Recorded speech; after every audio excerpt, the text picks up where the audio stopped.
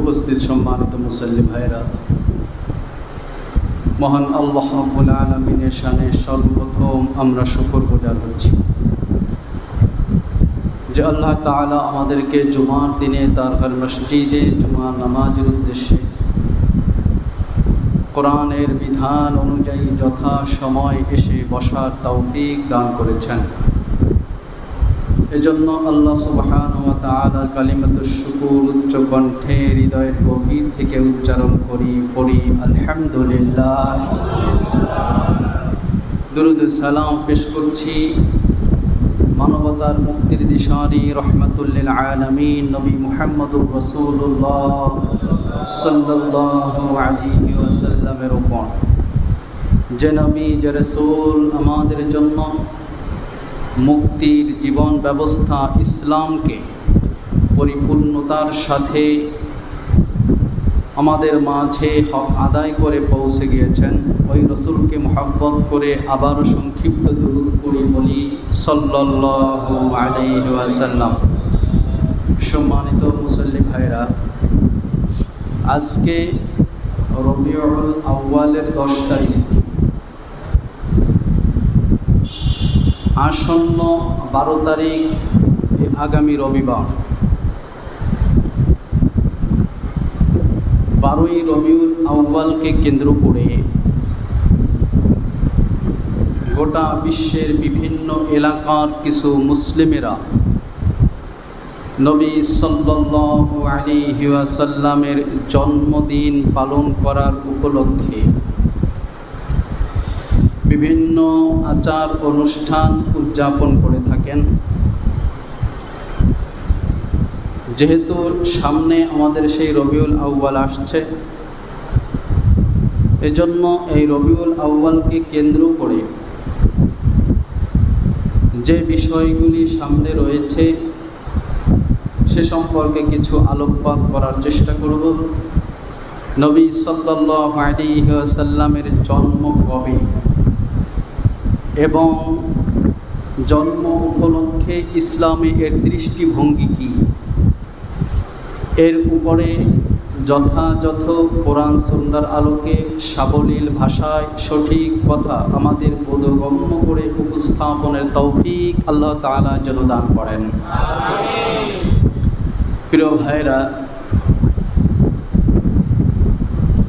রাসূলুল্লাহ সাল্লাল্লাহু আলাইহি ওয়াসাল্লামের জন্ম 12ই রবিউল আউয়াল এই কথা বলা হয়ে থাকে। আমরা তার বিশ্লেষণের আগে একটু যাব আল্লাহর নবী সাল্লাল্লাহু আলাইহি ওয়াসাল্লাম জন্মের আগে কোথায়, কোন অবস্থায়, কিভাবে ছিলেন,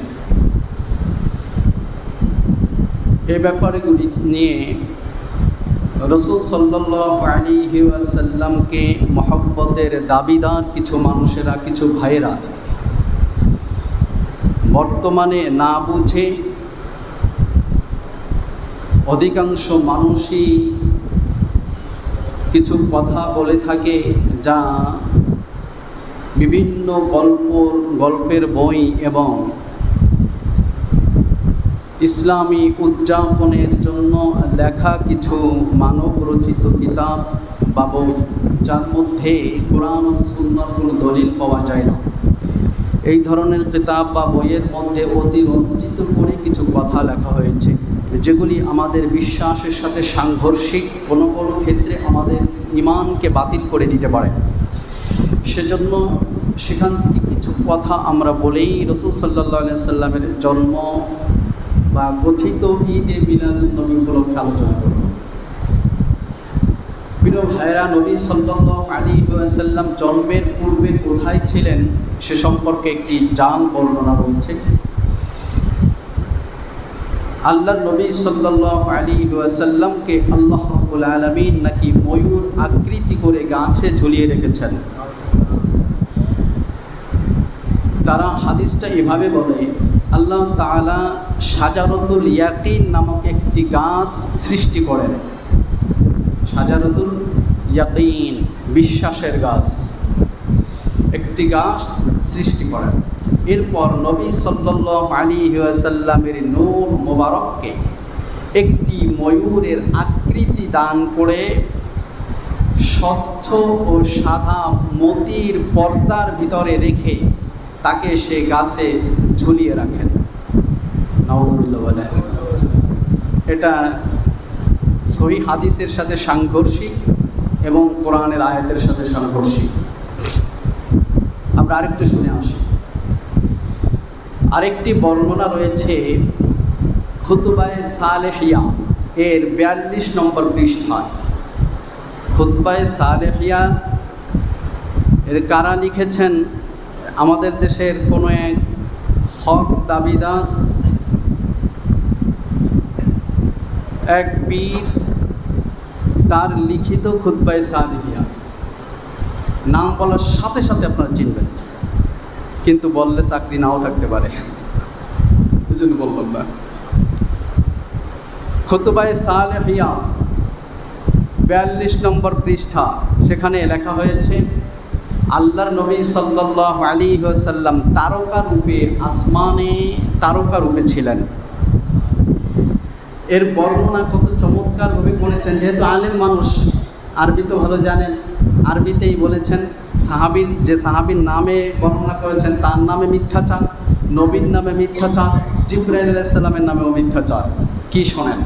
আন আবি হুরায়রা রাদিয়াল্লাহু তাআলা আনহু قال, আবু হুরায়রা রাদিয়াল্লাহু তাআলা আনহু থেকে বর্ণিত, তিনি বলছেন, আবু হুরায়রা রাদিয়াল্লাহু তাআলা আনহু মুহাদ্দিসদের ভিতরে সর্বশ্রেষ্ঠ মুহাদ্দিস, সবথেকে বেশি হাদিস বর্ণনা করেছেন কে?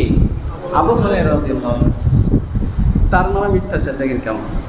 قال رسول الله صلى الله عليه وسلم إنه سأل جبرائيل, রাসূল সাল্লাল্লাহু আলাইহি ওয়াসাল্লাম জিবরাইল আলাইহিস সালামের কাছে প্রশ্ন করল।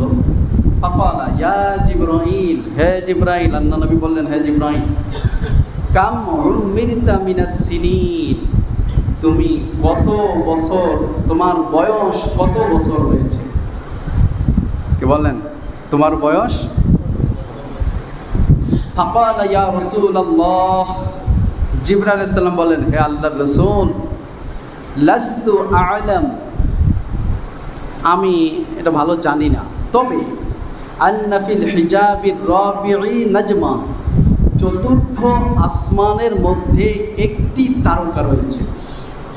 ইয়াত্তালিউ ফি কুল্লি ৭০,০০০ সানাতিন মাররা, যা প্রতি ৭০,০০০ বছর পর পর একবার উদিত হয়। কত হাজার বছর পর বলেন? ৭০,০০০ বছর পর একবার উদিত হয়, সেখানে ওঠে। রাআইতুহু ইসনাইনি ওয়া ৭০,০০০ মাররা, আর আমি, জিবরাইল বলছেন, ইয়া রাসূলুল্লাহ, আমি সেই তারকাকে ৭২,০০০ বার উদিত হতে দেখছি।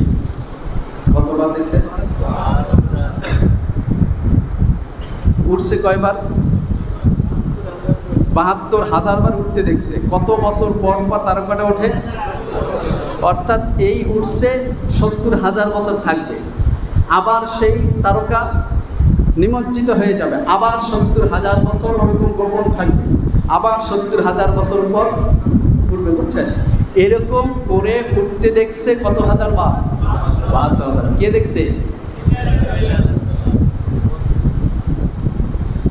ফাকালা ইয়া জিবরাইল, আল্লাহর নবী তখন বলছেন, হে জিবরাইল, ওয়া ইজ্জাতি রাব্বি জাল্লা জালালুহু, আমার রব জাল্লা জালালুহুর ইজ্জতের কসম করে বলি, নাউযুবিল্লাহ, আনা যালিকাল কাওকাব, ওই যে আসমানে তারকাটা তুমি দেখেছো, ওই তারকাই হলাম আমি, নবী মুহাম্মদ। নাউযুবিল্লাহ। এই বর্ণনা কোনো হাদিসের কিতাবে নাই, কিন্তু আন আবি হুরায়রা রাদিয়াল্লাহু তাআলা আনহু قال, সনদ নাই, আবু হুরায়রা থেকেই বর্ণিত। বুঝছেন? কিসের মধ্যে? এটা খুতবার বইয়ের মধ্যে। প্রিয় বন্ধুগণ, এই বর্ণনা যে জাল, এর প্রমাণ আমরা বিভিন্ন আয়াত এবং হাদিসের মাধ্যমে পাই। আমি সব আমাদের আজকে আলোচনার মূল উদ্দেশ্য হলো এটা, সেজন্য আমি এদিকে বিস্তারিত যাচ্ছি না, যেহেতু এটা থেকে যাবে এই জন্য আমি একটু টাচ দিয়ে গেলাম। এই যে দুটি বর্ণনা আপনাদের সামনে পেশ করছে এটা সম্পূর্ণ জাল। দ্বিতীয়ত, এই যে খুতবায়ে সালেহিয়ার মধ্যে এই হাদিসটা বর্ণনার পর শেষে লেখা হয়েছে রাওয়াহুল বুখারী। কি লেখা হয়েছে? রাওয়াহুল বুখারী। এটা নাকি বুখারীর মধ্যে আছে। কোথায়? বুখারীতে বর্ণনা হয়েছে, অথচ বুখারীর ভিতরে এই ধরনের হাদিসের বন্ধুমাত্র নাই। কথা বলছেন আপনারা? বুখারী বলা হয়েছে সেই কিতাবের ভিতরে রাওয়াহুল বুখারী। তাহলে যদি আমরা যদি এরকম বলি এটা অমুক কিতাবে আছে, অমুক কিতাবে কোরআনের ভিতরে আছে, আপনারা তো বুঝবেন না। কোরআনের মধ্যে আছে বলেও কত বানায় আমাদের ওয়াজিন কিরাম, যারা আমরা ওয়াজ করি। হ্যাঁ, ওয়াজ করলে তো আর আয়াত লাগে না, হাদিস লাগে না। আল্লাহর নবী বলেছেন, কিতাবে আছে, হাদিসে আছে, কোরআনে আছে, এরকম বললেই হয়। কথা বলছেন তো, এটা বুখারীর ভিতরে বর্ণনাটা নাই। আরেকটা হাদিসের বিরোধী, যেমন বেদায়া আল নেহায়া 2য় খণ্ডের 480 পৃষ্ঠায় ইবনে আসাকির রহমাতুল্লাহ আলাইহি তিনি বর্ণনা করছেন, আব্দুল্লাহ ইবনে আব্বাস রাদিয়াল্লাহু তাআলা আনহু বলেন, একদিন আমি নবী সাল্লাল্লাহু আলাইহি সাল্লামকে জিজ্ঞেস করলাম, আমার আব্বা আম্মা আপনার জন্য কুরবান হোক ইয়া রাসূলুল্লাহ, আমাকে বলুন তো, আদম আলাইহিস সালাম যখন জান্নাতের মধ্যে ছিল তখন আপনি কোথায় ছিলেন? কে প্রশ্ন করছে? আব্দুল্লাহ ইবনে আব্বাস রাদিয়াল্লাহু আনহু। ইয়া রাসূলুল্লাহ, বাবা আদম যখন জান্নাতের মধ্যে তখন আপনি কোথায়? দেখুন ওই আগের বর্ণনাগুলো এবার পরিষ্কার হচ্ছে। আল্লাহর নবী একথা শুনে তিনি হাসলেন। ইবনে আব্বাস বলেন, আমার এই কথা শুনে নবী হেসে উঠলেন, এমনকি তার সামনের কয়েকটা দাঁত পর্যন্ত দেখা গেল। অতঃপর নবী সাল্লাল্লাহু আলাইহি ওয়াসাল্লাম তিনি বললেন, আমি তখন আদমের পৃষ্ঠদেশের মধ্যে ছিলাম। কোথায় ছিলেন? পৃষ্ঠদেশের মধ্যে। এটা কোরআনের বর্ণনা, হাদিসের বর্ণনা। অর্থাৎ ওই আদম আলাইহিস সালামকে আল্লাহ তাআলা আদম আলাইহিস সালাম পিঠ থেকে যে রূহ বের করেছিলেন, সেই রূহগুলা, সেই রূহের ভিতরেও আল্লাহ নবী মুহাম্মদুর রাসূলুল্লাহ সাল্লাল্লাহু আলাইহি ওয়াসাল্লামও ছিলেন।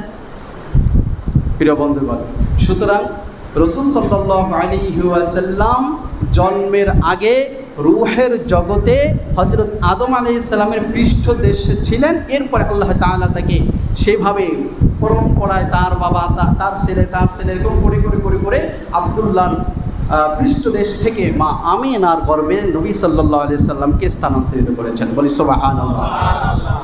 প্রিয় বন্ধুগণ, এরপরে নবী কোথায় আসলেন? এবার মা আমিনার গর্ভে।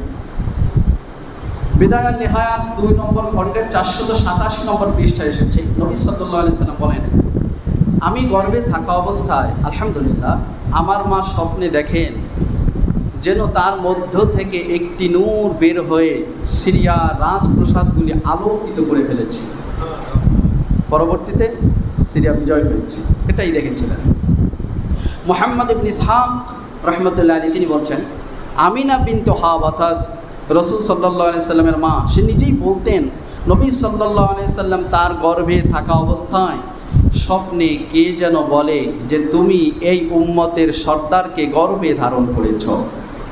এগুলো হাদিস বিরোধী নয় এবং এর সনদ রয়েছে, যেটা বেদায়া নিহায়ার ভিতরে আল্লামা ইবনে কাসির রহমতুল্লাহ আলাইহি তিনি উল্লেখ করেছেন। প্রিয় বন্ধুগণ, নবী সাল্লাল্লাহু আলাইহি ওয়াসাল্লাম এবার মায়ের গর্ভে থেকে দুনিয়া আসবেন। কবে এসেছেন এখানে এই ব্যাপারটা নিয়ে আমাদের একটু বোঝার বিষয়, এবং এই ব্যাপারে অনেক জাল বর্ণনা রয়েছে। দেখি আল্লাহ তাআলা যেন অল্প সময় আমাদের বিষয়গুলি সংক্ষিপ্তভাবে হলো ভালো করে বুঝে নেওয়ার তৌফিক দান করেন। প্রিয় ভাইরা, নবী সাল্লাল্লাহু আলাইহি ওয়াসাল্লাম আগে আমরা যাই তারিখ না, আগে যাই কোন বছরে জন্মগ্রহণ করছেন। নবী সাল্লাল্লাহু আলাইহি ওয়াসাল্লাম কোন বছরে জন্মগ্রহণ করেছেন? আমার জন্ম তারিখ আম্মু বলতে পারে, আর সন বলে বাংলা, আরবি ইংরেজি সন বলতে পারে না, আর তারিখটা বলে ইংরেজি, আর সন বলে। এজন্য আমার মূল জন্মদিন কবে এটা বের করতে কষ্ট। কথা বুঝে আসছে? কোন বছরের কত তারিখে, তো অনেক কষ্ট করে একটা ধারণা আমরা নিয়েছি যত তারিখ। তো দেখেন, এই আমার বয়স কত এখন? 36 ক্রস করলো। 37-এ পদার্পণ করেছি। তো এতে এই 37 বছর আগে সেই সময় আমাদের মা চাচিরা তাদের সন্তানের জন্মদিন এইভাবে মনে রাখত। বছরের খবর নাই, তারিখটা মনে আছে, তারিখের খবর নাই, বছরটা মনে আছে, এরকম। আল্লাহ নবী সাল্লাল্লাহু আলাইহি ওয়াসাল্লাম যে যুগে জন্মগ্রহণ করেছেন, তার জন্মের সময় কোন সনে জন্মগ্রহণ করেছেন এবং কত তারিখ, এটা নিয়ে ব্যাপক ইখতিলাফ হয়েছে। কিন্তু মৃত্যুকে নিয়ে কোনো ইখতিলাফ নাই, মৃত্যু কত তারিখ হয়েছে, কারণ তখন তিনি বিশ্বের সর্বশ্রেষ্ঠ মহামানব। তার সব কথা, সকল কাজ সব লিপিবদ্ধ হয়ে যাচ্ছে, সব মানুষ মনে রাখছে। কিন্তু যখন একটা শিশু বাচ্চা জন্মগ্রহণ করেছে, আস্তে আস্তে সে যে একজন মহান ব্যক্তি হবে এটা মানুষের কাছে প্রকাশ পেতে থাকলো, তার কার্যক্রমে বিভিন্ন বিষয় দেখে মানুষ বুঝতে থাকলো। কিন্তু জন্মের সময় এটা বোঝা খুবই মুশকিল ছিল, এজন্য সেই বছরটা মনে অনেকেই রাখেনি, যার কারণে ইখতিলাফ হয়েছে। এর ভিতরে কয়েকটি শোনাচ্ছি। ইবনে হাজার, ইবনে ইসহাক রাহমাতুল্লাহ আলাইহি তিনি বর্ণনা করছেন, কায়েস ইবনে মাখরামা রাদিয়াল্লাহু তাআলা আনহু বলেন, কায়েস ইবনে মাখরামা রাদিয়াল্লাহু আনহু বলেন, আমি ও নবী মুহাম্মদ সাল্লাল্লাহু আলাইহি ওয়াসাল্লাম হস্তি বাহিনীর ঘটনার বছর জন্মগ্রহণ করি। কোন বছর? যে বছর আব্রাহা হাতি বাহিনীকে আল্লাহ তাআলা ধ্বংস করে দিয়েছিল কাবায় পৌঁছার আগেই। ওই যে আব্রাহা আসছিল কাবা ধ্বংস করে দিবে, শেষ করে দিবে, ওই বছরে আমি এবং আল্লাহর নবী মুহাম্মদ সাল্লাল্লাহু আলাইহি সাল্লাম জন্মগ্রহণ করি। আমাদের জন্ম একই সাথে হয়, একই সময়। তাহলে আমরা প্রথমে পাইলাম নবী সাল্লাল্লাহু আলাইহি সাল্লাম আব্রাহা যে বছর ধ্বংস করে দিয়েছে, আব্রাহার বাহিনীকে আল্লাহ যেদিন ধ্বংস করেছেন, ওই বছর, যে বছর ধ্বংস করেছে ওই বছর আল্লাহ নবী জন্মগ্রহণ করছেন। ইবনে আবজা বলেন, হস্তি বাহিনীর ঘটনার 10 বছর পরে আল্লাহ নবী জন্মগ্রহণ করেন। কয় বছর? আর একটা বর্ণনা রয়েছে 23 বছর পর, আরও একটা বর্ণনা রয়েছে 30 বছর পর। এরপরে আবু জাকারিয়া আজলানী রহমতুল্লাহ আলী তিনি বলছেন, হস্তি বাহিনীর ঘটনার 40 বছর পরে নবী সাল্লাল্লাহু আলাইহি সাল্লামের জন্ম হয়। কত বছর পর?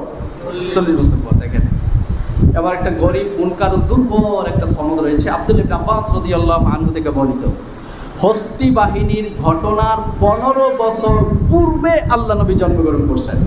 পরে না পূর্বে? দেখেন তাহলে ইখতিলাফটা কেমন হয়েছে। কেউ বলছেন আগে, কেউ বলছেন পরে, কেউ বলছেন ওই বছর, ইখতিলাফ হয়েছে। প্রথমে আমরা পাইলাম যে বছরকে নিয়ে ইখতিলাফ, তবে অধিকাংশের মতে আব্রাহার যে বছর হাতিকে ধ্বংস করেছিলেন আল্লাহ তাআলা, ওই বছর আল্লাহ নবী জন্মগ্রহণ করেছেন। এর মতটা একটু বেশি, তো আমরা ইখতিলাফ পাইলাম। দেখি না, এবার মাসের দিকে যাই। ইবনে আসাকির ও জুবাইর ইবনে বাক্কারের মতে নবী সাল্লাল্লাহু আলাইহি ওয়াসাল্লাম রমজান মাসে জন্মগ্রহণ করেছে। কোন মাসে? আমরা জানি কোন মাসে জন্মগ্রহণ করছে? রবিউল আউয়াল মাসে। হ্যাঁ, সে বর্ণনা আছে এবং জমহুরের মত তাই। নবী সাল্লাল্লাহু আলাইহি ওয়াসাল্লাম রবিউল আউয়াল মাসে জন্মগ্রহণ করে, এটা জমহুর উলামাদের সর্বসম্মত একটা মত। অধিকাংশ আলেমরা এই মতামত পেশ করেছেন। তাহলে বোঝা গেল নবী কোন মাসে জন্মগ্রহণ করেছেন তা নিয়েও আলেমদের মধ্যে ইখতিলাফ। কথা কয় না? ইখতিলাফ বুঝছেন আপনারা? মতানৈক্য রয়েছে, মতামত রয়েছে। একজন একটা বলছেন, আরেকজন একটা বলছেন, এইটা হলো ইখতিলাফ। এই ইখতিলাফ রয়েছে রাসূলের জন্মের মাসকে নিয়েও। এবার আসেন, বলেন বছর খোঁজ করা সহজ না তারিখ খোঁজ করা সহজ? মাস খোঁজ করা সহজ না তারিখ খোঁজ করা সহজ? কথা বলছেন, কঠিন। দিনটা খোঁজ করা খুব কঠিন, কিন্তু যত এর এরিয়া যত পারবে তত এটা সহজ হয়। তাই যেখানে বছর ইখতিলাফ, মাস ইখতিলাফ, এবার আসে তারিখ, কোন তারিখে, এটা ইখতিলাফ হয়েছে। ইবনে আব্দুল বার রহমতুল্লাহ আলী তিনি বলছেন, 2রা রবিউল আউয়াল নবী সাল্লাল্লাহু আলাইহি সাল্লাম জন্মগ্রহণ করছেন। রবিউল আউয়ালের 2 তারিখ। হুমায়দ ইবনে হাজম, এরা বড় ইতিহাসী, তিনি বলেছেন 8ই রবিউল আউয়াল আল্লাহ নবী সাল্লাল্লাহু আলাইহি সাল্লাম জন্মগ্রহণ করেছেন। ইবনে ইসহাক রহমতুল্লাহ আলী প্রখ্যাত একজন ইতিহাসবিদ, উনি বলছেন 12ই রবিউল আউয়াল আল্লাহ নবী সাল্লাল্লাহু আলাইহি সাল্লাম জন্মগ্রহণ করেছেন। কেউ কেউ আবার 17ই রবিউল আউয়াল বলেছেন। ইবনে আবু শাইবা সাহাবী জাবির রাদিয়াল্লাহু আনহু ও ইবনে আব্বাস রাদিয়াল্লাহু আনহু সূত্রে একটি বর্ণনা করেছেন, যে বর্ণনাটা বেদায়া আল নিহায়াতে এসেছে। তারা 2জন সাহাবী জাবির রাদিয়াল্লাহু আনহু, আব্দুল্লাহ ইবনে আব্বাস রাদিয়াল্লাহু আনহু, তাদের মতে আল্লাহর নবী 18ই রবিউল আউয়াল জন্মগ্রহণ করছে। কত রবিউল আউয়াল? 18 রবিউল আউয়াল। আচ্ছা, আরও মতামত রয়েছে। তাহলে আমরা বুঝতে পারলাম রাসূল সাল্লাল্লাহু আলাইহি ওয়াসাল্লাম কোন দিন জন্মগ্রহণ করেছে এ নিয়ে আলেমদের মধ্যে ইখতিলাফ আছে না নাই? আছে। বছর নিয়ে ইখতিলাফ, মাস নিয়ে ইখতিলাফ, তারিখ নিয়ে ইখতিলাফ। তবে একটা জায়গায় কোনো ইখতিলাফ নাই, সকল আলেমরা একমত, সেটি হলো কোন সপ্তাহের কোন দিন আল্লাহর নবী জন্মগ্রহণ করছেন, এটা নিয়ে কোনো ইখতিলাফ নাই। এক্ষেত্রে মুসলিম একটি হাদিস এসেছে 2640 নম্বর। عن أبي قتادة الأنصاري رضي الله تعالى عنه আবি কতাদা আনসারী রাদিয়াল্লাহু তাআলা আনহু থেকে বর্ণিত আন্না রাসূলুল্লাহ সাল্লাল্লাহু আলাইহি ওয়াসাল্লাম সুইলা আন সাওমিল ইথনাইন। আল্লাহ নবী সাল্লাল্লাহু আলাইহি ওয়াসাল্লামকে প্রশ্ন করা হয়েছে, ইয়া রাসূলুল্লাহ, সোমবারের রোজা সম্পর্কে আমাদেরকে বলুন, আপনি কেন সোমবার রোজা থাকেন, রহস্য কি? আল্লাহ নবী বলেন, ফিহি উলিদতু ওয়া ফিহি উনজিলা আলাইয়া, সোমবার দিন আমি জন্মগ্রহণ করেছি এবং আমার উপর পবিত্র কোরআনুল কারীম নাজিল হয়েছে। তাহলে রাসূল সাল্লাল্লাহু আলাইহি ওয়াসাল্লাম জন্মগ্রহণ করছে কবে? সোমবার। বুঝে নেবার, সোমবার জন্মগ্রহণ করছে এটা নিয়ে কোন আলেমদের মধ্যে ইখতিলাফ, এবং এটা কার বাণী? আল্লাহ নবীর বাণী, সহিহ বর্ণনা মুসলিমের। তাহলে 12ই রবিউল আউয়াল নিয়ে ইখতিলাফ, তারিখ নিয়ে ইখতিলাফ, কিন্তু বার নিয়ে কোনো ইখতিলাফ নাই। রাসূল সাল্লাল্লাহু আলাইহি ওয়াসাল্লাম তিনি বলছেন সোমবার দিনের রোজা থাকার রহস্য হলো আমি ওই দিন জন্মগ্রহণ করেছি, আরেকটা রহস্য আমার উপর কোরআন নাজিল হয়েছে। তাহলে বোঝা গেল রাসূল সাল্লাল্লাহু আলাইহি ওয়াসাল্লামের সোমবার দিন রোজা থাকেন, ওই সোমবার তার জন্মগ্রহণ হয়েছে, তাও একটা কারণ। তাহলে সোমবার দিন রোজা, সোমবার দিনে সপ্তাহের যে দিনে জন্মগ্রহণ করেছেন নবী, ওই দিনে জন্মদিন পালন করা যেতে পারে। এটা কি হাদিস? এটা কি বলেন আপনারা? হাদিস। অনেকে ভুল বুঝতেছেন, একটু সমাধান হবে ইনশাআল্লাহ। যদি কেউ পালন করতে চায় তাহলে কবে পালন করবে? 12ই রবিউল আউয়াল, 18ই রবিউল আউয়াল, বছরে একদিন। আল্লাহ নবী পালন করছে কয়দিন? সপ্তাহে একদিন না বছরে একদিন নাকি মাসে একদিন? বুঝেন নাই সবাই? সপ্তাহে কি বার? কেমনে পালন করছে? রোজা থেকে। যদি কোনো ব্যক্তি রাসূল সাল্লাল্লাহু আলাইহি সাল্লামকে মহব্বতের দাবি নিয়ে তার জন্মদিন পালন করতে চায়, তাহলে সে সহিভাবে এতটুকু করতে পারে, সোমবার দিন সে রোজা থাকবে প্রতি সপ্তাহে, তাহলে আল্লাহ নবীর জন্মদিন যথাযথভাবে পালন হবে বলে আমরা বিশ্বাস করি। কথা বুঝছেন আপনারা? কিন্তু যার কোনো ভিত্তি নাই, যেটা নিয়ে ইখতিলাফ, বছরে একদিন, যা আল্লাহ নবী করে নাই, রাসূলের সাহাবারা করে নাই, কোনো তাবেঈন করে নাই, তাবেঈন করে নাই, খয়রুল কুরুনের ভিতরে কোনো আলেম করেন নাই, কোনো ইমামরা যা করেন নাই, অথচ সেটা কোনো বর্ণনায় 300, কোথাও 400 হিজরি, কোথাও 600 হিজরিতে এটা ঢুকেছে এই মিলাদুন নবী, ঈদে মিলাদুন নবী, যেটা আগে তো ঈদে মিলাদুন নবী ছিল না। আগে শুধু মিলাদুন নবী শুনেছি আমরা ছোটো থাকায়। ঈদে মিলাদুন নবী নতুন করে কিছুদিন হলো এটা সামনে লাগানো হয়েছে, ঈদে মিলাদুন নবী। অথচ এটা তো ঈদ তো আমাদের জন্য দুইটা। কয়টা? ঈদুল ফিতর, ঈদুল আজহা। অথচ ওরা আবার বলে এই ঈদে মিলাদুন নবী, তা না, এখন সাইয়্যিদুল আইয়াম আবার শুরু হয়েছে কি? সকল ঈদের সেরা ঈদ, ঈদে মিলাদুন নবী। নাউযুবিল্লাহি মিন যালিক।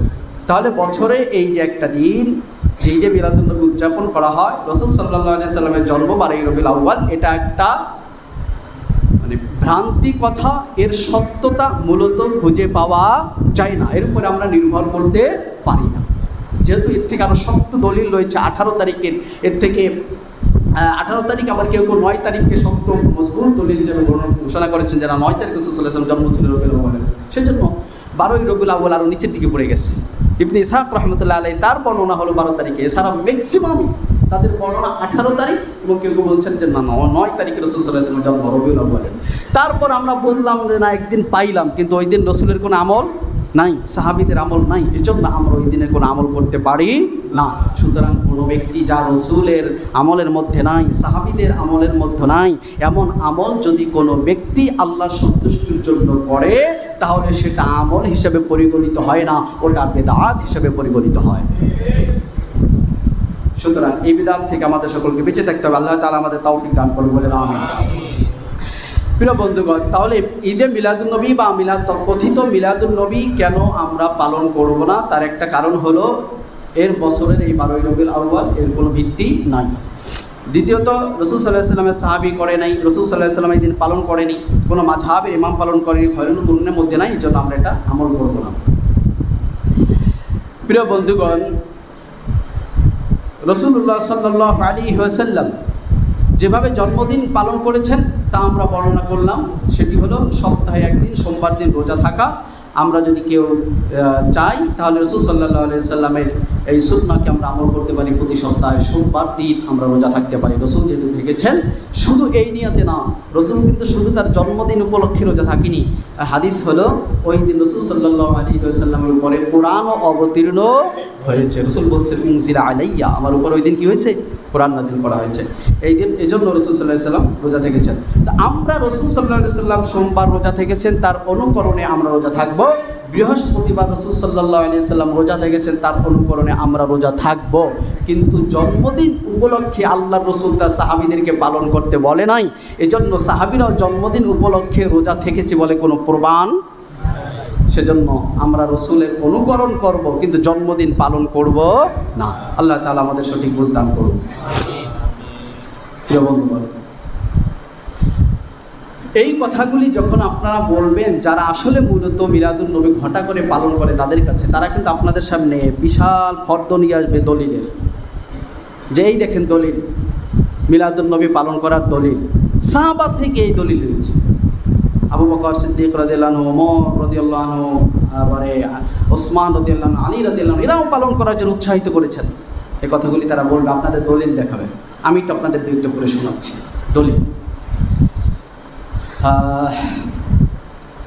قال أبو بكر الصديق رضي الله عنه من أنفق درهما على قراءة مولد النبي صلى الله عليه وسلم كان رفيقي في الجنة। আবু বকর সিদ্দিক রাদিয়াল্লাহু তাআলা আনহু বলেন, যে ব্যক্তি 1 দিরহাম টাকা, 1 দিরহাম মানে মুদ্রা, এটা যে ব্যক্তি মানে রূপার পয়সা, দাম বেশি না কম, সামান্য একটা দিরহাম যদি কোনো ব্যক্তি নবী সাল্লাল্লাহু আলাইহি ওয়াসাল্লামের মিলাদুন্নবী উপলক্ষে যদি দান করে, তাহলে আল্লাহর নবী বলে, যখন আবু বকর সিদ্দিক রাদিয়াল্লাহু আনহু বলছেন কানা রফিকি ফিল জান্নাহ, তাহলে সে ব্যক্তি জান্নাতে আমি আবু বকরের সাথী হয়ে যাবে। কার সাথী হবে? আবু বকর সিদ্দিক রাদিয়াল্লাহু আনহুর সাথী হবে যে ব্যক্তি 1 দিরহাম আল্লাহর রাস্তায় ওই দিন মিলাদুন্নবী উপলক্ষে দান করবে, সে ব্যক্তি আবু বকর সিদ্দিক রাদিয়াল্লাহু আনহু জান্নাতে থাকবে। قال عمر رضي الله عنه من عظم مولد النبي صلى الله عليه وسلم فقد أحيا الإسلام। ওমর রাদিয়াল্লাহু আনহু তিনি বলেছেন, মিলাদুন্নবীকে যে ব্যক্তি সম্মান করলো, সে কেমন যেন ইসলামকে জীবিত করলো। ইসলাম মইরা গেছে, এখন ইসলাম রে জীবিত বানায় কির মাধ্যমে? যে ব্যক্তি মিলাদুন্নবীকে সম্মান করবে, সম্মান করলেই ইসলাম জীবিত। ইসলাম কি কোনো যুগে মরছিল? অথচ সাহাবীর বর্ণনা ওই সময় যে সাহাবীর যুগেই নাকি ইসলাম নাই। ওয়ালা উসমান রাদিয়াল্লাহু আনহু, দেখেন কেমনে হাদিস বানাইছে। রাদিয়াল্লাহু আনহু মান আনফাকা দিরহামান আলা কিরাআতি মাউলিদিন নবী সাল্লাল্লাহু আলাইহি ওয়াসাল্লাম, যে ব্যক্তি মিলাদুন্নবী পাঠের জন্য, মিলাদুন্নবীর জন্য 1 দিরহাম দান করবে, ফাকান্নামা শাহিদা গজওয়াতা বাদরিন আও হুনাইনিন, সে কেমন যেন বদরের যুদ্ধে অথবা হুনাইনের যুদ্ধে সে অংশগ্রহণ করল। ভালোই তো শুধু ওই যুগে জন্মগ্রহণ না করো, বদর এবং অথবা হুনাইনের যুদ্ধে অংশগ্রহণ করার সওয়াব পাওয়া যাবে। কি করলে? 1 দিরহাম। এখন তো দিরহাম নাই, কি করবেন আপনারা? না দিরহামই তো লাগবে। যেহেতু দিরহামের কথা আসছে, দিরহাম যদি এখন নাই, এই জন্য আমরা দান করারও দরকার। জাল হাদিস দেখেন, এগুলো তো আপনাদের সামনে দেবে। এই দেখেন হাদিস, আপনারা কী বলবেন? ওনারা বলবেন যে হয়তো আমি ইমাম সাহেবদের ফোন দিয়ে দিই, বা আমি একটু পরে আপনার কাছে বলি, এরকম। চলো ভাই, এইভাবে হাদিসকে তৈরি করা হয়েছে। আলী রাদিয়াল্লাহু তাআলা আনহু নামে একটা হাদিস বর্ণনা করা হয়েছে। قال علي رضي الله عنه من عظم مولد النبي صلى الله عليه وسلم আলী রাদিয়াল্লাহু তাআলা আনহু তিনি বলছেন, যে ব্যক্তি নবী সাল্লাল্লাহু আলাইহি ওয়াসাল্লামের মিলাদুন নবীকে ইজ্জত করবে, কি করবে? আযমা, যে ব্যক্তি ইজ্জত করবে, সম্মান করবে। ওয়া কানা সাবাবান ফি কিরাআতিহি, এবং মিলাদুন নবী পাঠের কারণ হবে সে ব্যক্তি লা ইয়াখরুজু মিনাদ দুনিয়া ইল্লা বিল ঈমান, সে ব্যক্তি ঈমান ছাড়া দুনিয়া থেকে বের হবে না, অর্থাৎ তার মৃত্যু হবে ঈমানি হালতে। শুধু কি তাই, ওয়া ইয়াদখুলুল জান্নাতা বিগাইরি হিসাব, ওই ব্যক্তি বিনা হিসাবে জান্নাতে প্রবেশ করবে। কি করলে? শুধু সম্মান দেখাই দেয়। যে ব্যক্তি সম্মান করবে, ইজ্জত করবে, মিলাদুন নবীকে সম্মান দেখাবে, সেই ব্যক্তি বিনা হিসাবে জান্নাতে যাবে, মৃত্যু হবে ঈমানি হালত। ইবনে আব্বাস রাদিয়াল্লাহু আনহুর নামেও বানাইছে, আবু দারদা রাদিয়াল্লাহু আনহুর নামেও হাদিস তৈরি করা হয়েছে। সময় আমি আর কিছু বলছি না। এইভাবে জাল হাদিসের সরাসরি রয়েছে। প্রিয় বন্ধুগণ, শুধু সাহাবীদের নামে নয়, এর তো ধারাবাহিকতা লাগবে। তাবেঈনদের নামেও বলা হয়েছে। হাসান বসরি রহমাতুল্লাহ আলাইহি, এই কথাটা বললে অনেকে দুর্বল হয়ে যায়। হাসান বসরি রহমাতুল্লাহ আলাইহি, তার কথা বললে বিশেষ করে যারা পীর মুরিদি লাইনে আছেন তারা তো অনেকটাই দুর্বল হাসান বসরি রহমতুল্লাহ আলাইহি এর ব্যাপারে। তো হাসান বসরি রহমতুল্লাহ আলাইহিকে নিয়ে হাদিস বর্ণনা রয়েছে যে আমার কামনা হয়, হাসান বসরি নাকি বলেছেন যে আমার কামনা হয় যে যদি আমার উহুদ পাহাড় পরিমাণ স্বর্ণ থাকতো, তাহলে আমি মিলাদুন নবী উপলক্ষে সব দান করে দিতাম। কি উপলক্ষে ভাই? মিলাদুন নবীর জন্য সব দান করে দিতাম। প্রসিদ্ধ ইমাম শাফি রহমতুল্লাহ আলাইহি, তার নামে মিথ্যাচার রয়েছে। তার নামে বলা হয়েছে, ইমাম শাফি রহমতুল্লাহ আলাইহি তিনি নাকি বলেছেন, যদি কেউ মিলাদুন নবী পালনের জন্য বন্ধুদেরকে একত্রিত করে, খাওয়া দাওয়ার আয়োজন করে, স্থান খালি করে দেয়, মানে জায়গা একটু প্রশস্ত করে দেয়, এরপরে দান খয়রাত করে, এবং তার কারণে মিলাদুন নবী পড়া হয়, তবে কিয়ামতের দিন আল্লাহ তাকে সিদ্দিক, শহীদ ও সালেহদের সাথে তাকে উঠাবেন এবং তাকে জান্নাতের ভিতরে ঢুকাই দেবেন। বুঝছেন? এইভাবে তাদের নামেও বানানো হয়েছে। এ তো গেল সরাসরি দলিল। এবার কিছু যৌক্তিক দলিল আছে, যেগুলো আমরা সাধারণত দুর্বল হয়ে পড়ি। আমাদের সাধারণ মানুষদেরকে যে দলিলগুলি দিয়ে আমাদেরকে দুর্বল করা হয়, তা হলো, আচ্ছা বলেন তো মিলাদুন নবীতে কি করা হয়? সেখানে কি গান বাজনা হয়? না তো। নায়ক নায়িকা নাকি সেখানে কোনো নাটক সিনেমার প্রদর্শনী হয়? না তো। মদ খাওয়া হয়? না তো। গাজার কোনো আসর বসে? না তো। ওখানে কোনো মাজার পূজা হয়? না। পীর পূজা হয়? না। তাহলে কি সমস্যাটা কি হয়? কি সেখানে হয় কোরআন তেলাওয়াত। নবীর নামে একটা কোরআন খতম করলাম সবাই মিলে, অসুবিধাটা কি? কোরআন তেলাওয়াত কি খারাপ? আপনারা বলেন কি কোরআন তেলাওয়াত খারাপ? সবাই কয় না। কোরআন তেলাওয়াত কি খারাপ? কোরআন তেলাওয়াত করলে প্রত্যেক হরফে কত করে নাকি? 10 করে নাকি। দেখেন আপনাদের দলিল দেওয়া হচ্ছে হাদিস, তিরমিজি সহিহ হাদিস 2910 নম্বর। قال رسول الله صلى الله عليه وسلم من قرأ حرفا من كتاب الله فله به حسنة والحسنة بعشر أمثالها। যে ব্যক্তি পবিত্র কোরআনের একটি হরফ পড়বে তার জন্য একটি হাসানা, একটি আজর, একটি প্রতিদান, একটি সওয়াব। আর এই একটা হলো, একটার মানে হলো 10টা সওয়াব, একটার সাথে আরও 10টা মানে যোগ করে 10 গুণ দিয়া আল্লাহ তাআলা 10 গুণ বাড়াইয়ে দেন, অর্থাৎ দশকে কত? 10। তো এই 10টি সওয়াব আল্লাহ নবী বলেন, লা আকুলু, আমি কথা বলি না, আলিফ লাম মিম হারফুন, আলিফ লাম মিম, যেমন সূরা বাকারা শুরুতে আছেন আলিফ লাম মিম, আল্লাহ নবী বলছেন আমি বলি নাই আলিফ লাম মিম একটা হরফ। নবী ভেঙে ভেঙে বলছেন কি? ওয়ালাকিন, বরং আমি বলি আলিফ হরফুন, লাম হরফুন, মিম হরফুন। আলিফ একটা হরফ, লাম একটা হরফ, মিম একটা হরফ।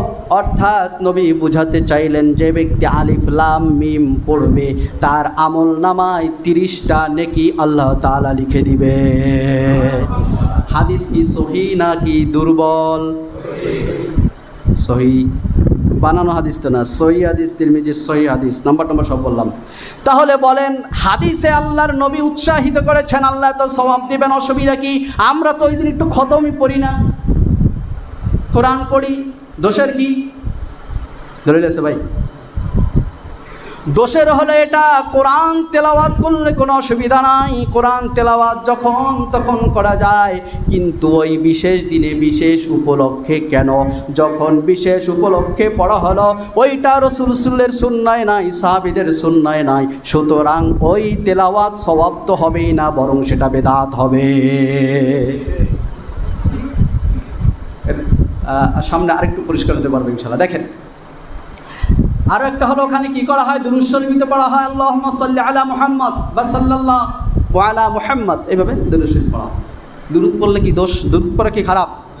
দুরূদ পড়া খারাপ না। দলিল দেখেন, দুরূদ পড়লে আল্লাহর রহমত বর্ষিত হয়, সাকিনা অবতীর্ণ হয়। মুসলিমের হাদিস খুবই দুর্বল, জাল হাদিস, 798 নম্বর বোর্ড হয়েছে মুসলিমের হাদিস। দলিল দেখেন, কিসের দলিল? মিলাদুন নবীর দিনে আমরা দুরূদ শরীফ পড়ি, এই দলিল। عن أبي هريرة رضي الله تعالى عنه أن رسول الله صلى الله عليه وسلم قال من صلى علي واحدة صلى الله عليه عشرا। আল্লাহ নবী বলছেন, যে ব্যক্তি আমার উপর একবার দুরূদ পড়বে, আল্লাহ তাআলা তার জন্য 10টা রহমত নাজিল করবে। কয়টা? তাহলে অসুবিধা কি? মিলাদুন নবীতে আমরা গান বাজনা করি না, মদ গাজার কোনো আড্ডা মিলাই না, ওই দিন তো দুরূদ শরীফই না পড়ি রাসূলের মহব্বতে। তাহলে যারা আমাদেরকে 12ই রবিউল আউয়াল ঈদে মিলাদুন নবীতে কোরআন তেলাওয়াতে বাধা দেয়, যারা রাসূলের দুরূদে বাধা দেয়, ওরা মূলত ঈমানদার হইতে পারে না। কি বলবেন? এই তো দলিল রে ভাই, কোনো অসুবিধা নাই, দুরূদ শরীফ পড়েন ওই দিন। কেন শুধু ওই দিন পড়বেন কেন? হাদিসে কি বলা হয়েছে নাকি 12ই রবিউল আউয়ালের কথা? হাদিসে কি বলা হয়েছে কোরআন তেলাওয়াত বিশেষ ওই দিনে নবীর নামে করবে? হাদিসে কি বলা হয়েছে দুরূদ শরীফ রাসূলের জন্মদিনে পড়ার কথা না? হর হামেশা যখনই সুযোগ হবে তখনই পড়বে, তখনই 10টা রহমত নাজিল হবে। ফিরে বলতে পারে, ওই দিন তারও কি করি আমরা? দান সদকা করি, মানুষকে খাওয়াই, তো অসুবিধা কি?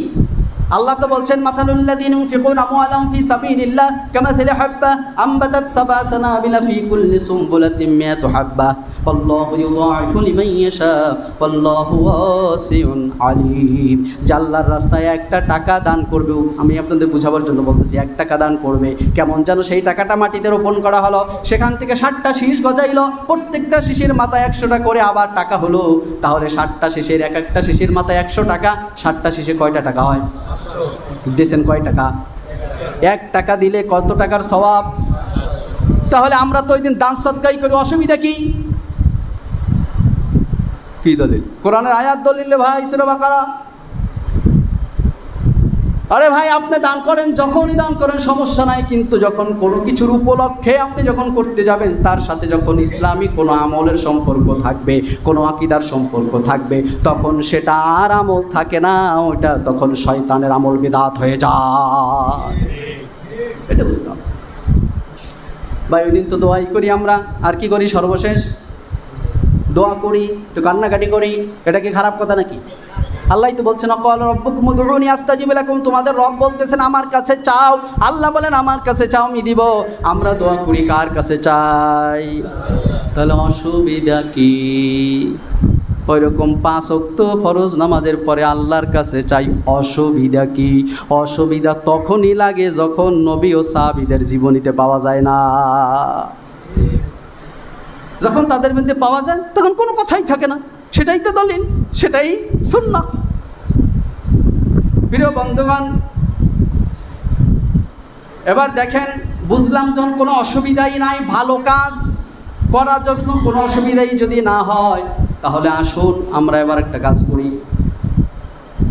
ঈদের নামাজের দিন, ঈদের যেদিন নামাজ হবে ওই দিন সকালবেলা মুয়াজ্জিন সাহেব আজান দিয়ে দিবে নামাজের আধা ঘন্টা আগে। অসুবিধা কি? ভালো হয় না? ঈদের দিন নামাজের আগে, নামাজের আধা ঘন্টা আগে আজান দিয়ে দিবে, আপনারা তাড়াতাড়ি করে চলে আসতে পারবেন। অসুবিধা কি? আজান দেওয়া খারাপ? আরে কথা কয় না, আজান দেওয়া খারাপ নাকি? তাহলে এখানে অসুবিধাটা কি? ঈদের নামাজে তো আমরা 2 রাকাত পড়ি, ফজরের নামাজে তো 2 রাকাত পড়ি। ফজরের নামাজে যদি বলা হয় হাইয়া আলাস সালাহ, ঈদের নামাজে কেন বলা যাবে না হাইয়া আলাস সালাহ? ফজরের নামাজে যখন নামাজের জন্য ডাকা হয়, ঈদের নামাজে কেন ডাকা হবে না? বরং ওদিন তো জাতীয় পর্যায়ে নামাজ হবে, সব জাতি একত্রিত হয়ে একসাথে নামাজ পড়বে বড় ঈদগাহ। ওই সময় তো আজানটা আরও বেশি যুক্তিগত। কিন্তু কেন ওই দিন আজান দেওয়া যাবে না, নাকি যাবে? আপনারা বলেন কি, ভালো না খারাপ কাজ? ভালো কাজ যাবে না, কারণ হলো আল্লাহর নবী দেয়, নবীর সাহাবীরা দেয় না।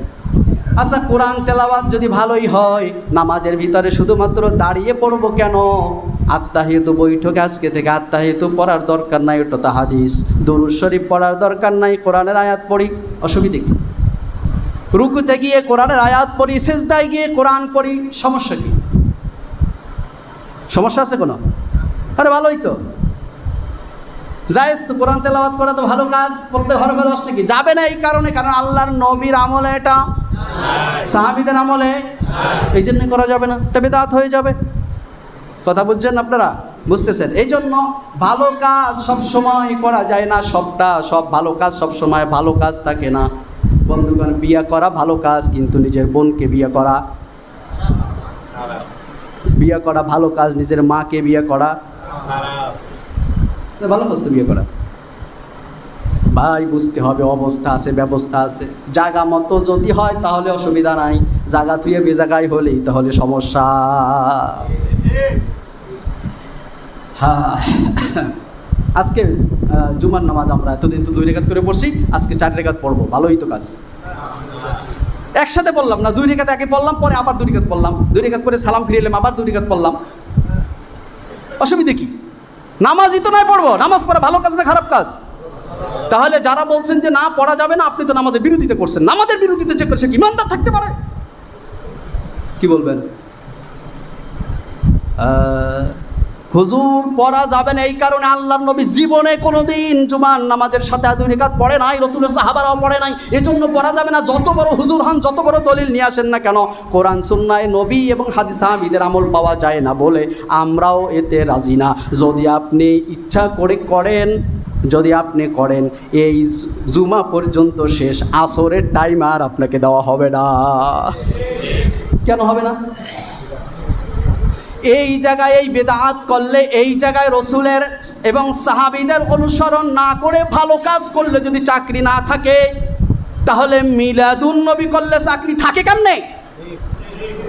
কথা কয় না? বন্ধুগণ, বুঝেন, সতর্ক হন, এই বিষয়গুলি বুঝে একটু চেষ্টা করুন সঠিক পথে। আল্লাহ তাআলা আমাদের সকলকে কবুল করুন, বলেন আমিন। প্রিয় ভাইরা, রাসূল সাল্লাল্লাহু আলাইহি ওয়াসাল্লামের জন্মের অলৌকিকত্ব নিয়েও অনেক জাল হাদিস রয়েছে, যেটা সরাসরি কোরআনের সাংঘর্ষিক, হাদিসের সাথে সাংঘর্ষিক। আমরা সে বিষয়ে আসতে যাচ্ছি না। আমি নিয়ত করেছি, চিন্তা করেছি যে এই মাসটা, এই রবিউল আউয়াল মাসে রাসূল সাল্লাল্লাহু আলাইহি ওয়াসাল্লামের জন্মকে, যেহেতু এই মাসে জন্ম হয়েছে, এটা নিয়ে জমহুর উলামাদের ঐক্যমত। অধিকাংশই আলেমরা বলেছেন এটাই, এবং আহলে সুন্নাত ওয়াল জামাতের বিশ্বাসই যে 12ই রবিউল আউয়ালে রাসূল সাল্লাল্লাহু আলাইহি ওয়াসাল্লামের জন্ম হয়েছে, এবং যথেষ্ট এক্ষেত্রে দলিল রয়েছে, মজবুত দলিল। এই জন্য আমি চিন্তা করেছি এই পুরা মাসটা, যেহেতু রসুলের জন্মের ক্ষেত্রে সকলে আমরা একমত, এই জন্য এই মাসটা রসুলের জন্মকেন্দ্রিক যে বিষয়গুলি আছে, সেই বিষয়গুলি আমরা একটু আলোচনা করার চেষ্টা করব, যেগুলি আমাদের ইমানের সাথে, আমলের সাথে সাংঘর্ষিক, কোরআন সুন্নাহর সাথে সাংঘর্ষিক। আল্লাহ তাআলা আমাদের সকলকে বিষয়গুলি সঠিক মতো বুঝে আমল করার তৌফিক দান করুন। সকল প্রকার বিদআত, শিরক থেকে আমাদেরকে হেফাজত করুন। কেবলমাত্র কোরআন ও সুন্নাহর উপরে আমাদের সকলকে আমল করার তৌফিক দান করুন।